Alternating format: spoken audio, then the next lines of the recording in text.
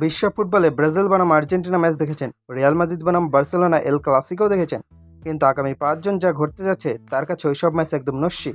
আগামী ৫ জন ফুটবল বিশ্বকে থমকে দাঁড়াবে, কারণ মাঠে নামছে বিশ্ব ফুটবলের দুই পরাশক্তি।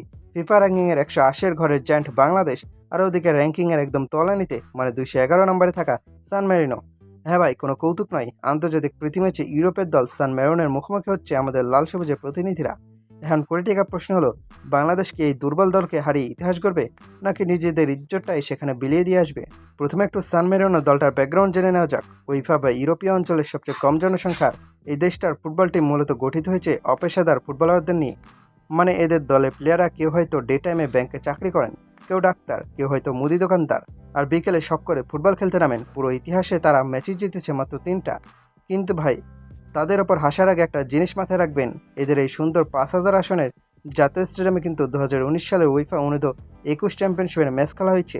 আর এই মাঠেই তারা আতিথ্য দিয়েছে ইংল্যান্ড, স্পেন, জার্মানি আর নেদারল্যান্ডসের মতো বিশ্বসেরা দলগুলোকে। হ্যারি কেন কিংবা কিলিয়ান এমবাপ্পেরা যে মাঠে বুট গলিয়েছেন, আমাদের জামাল ভুঁইয়ারাও এখন সেই মাঠে নামবেন। ভাবতেই কেমন একটা এলিট এলিট ফিল হচ্ছে, তাই না? পরিসংখ্যান বলছে সান মেরিনো খুবই দুর্বল, তাদের ডিফেন্সে ফুটো আছে, আর গোল দেওয়ার কথা তো তারা ভুলেই গেছে। নিকোলা নেনি আর ফিলিপো বেরার্দি ছাড়া তাদের দলে বলার মতো তেমন কোনো তারকাও নেই। কিন্তু সমস্যা হলো, প্রতিপক্ষ যখন সান মেরিনো, তখন বাংলাদেশ দলের ওপর প্রেশারটাও কিন্তু বার্সেলোনার চেয়েও বেশি। কেন জানেন? কারণ সান মেরিনো যদি বাংলাদেশ ৩-০ বা ৪-০ গোলে হারায়, দেশের দর্শকরা বলবে, ধর্মিয়া এরা তো ব্যাংকার, ডাক্তারদের টিম, এদের হারানো কোনো ব্যাপার হলো? আর খোদা না খাস্তা, ম্যাচটা যদি ড্র হয় কিংবা বাংলাদেশ হেরে যায়, ব্যাস সোশ্যাল মিডিয়ায় ট্রলের বন্যায় বাপুবে ভবন ভেসে যাবে। মানুষ বলবে, ইউরোপের মুদি দোকানদারদের কাছেও হেরে আসলা, মানে বাংলাদেশের জন্য এটা স্রেফ একটা ফুটবল ম্যাচ না, এটা হলো অস্তিত্ব আর ইজ্জত বাঁচানোর চরম এক লড়াই। আমাদের দেশে ফুটবল প্রেমীদের একটা বড় অংশ আবার এই এখনই ক্যালকুলেটর নিয়ে বসে গেছেন। তারা হিসাব করছেন, সান মেরিনোকে হারালে ফিফা র্যাঙ্কিংয়ে বাংলাদেশ কত ধাপ উপরে উঠবে। কারণ বাংলাদেশ ফুটবল দল সরাসরি ইউরোপের কন্ডিশনে গিয়ে ম্যাচ খেলছে, রক্ষণভাগের দুর্বলতা আমাদেরও আছে, গোল করার স্ট্রাইকার আমাদেরও অভাব। তবে সান মেরিনোর ওই ঐতিহাসিক মাঠ থেকে জয় ছিনিয়ে আনা অসম্ভব কিছু না।